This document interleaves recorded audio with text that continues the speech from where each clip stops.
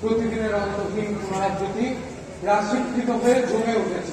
বলো না আচার্যদেব, এমন কথা বলো না। কিন্তু আজ কেন তোমার মনে এমন উদ্ভ্রান্ত হলো? সুতোষ, তোমার মনে কি তুমি শান্তি পেয়েছো? আমার মনে তো এক মুহূর্তের জন্য অশান্তি নেই। অশান্তি নেই? কিছু মাত্র না। আমার অপরাধ একেবারে নিয়মে বাঁধা। সে হাজার বছরের বাঁধা। তবে সে পাথরের মতো, বজ্রের মতো শক্ত।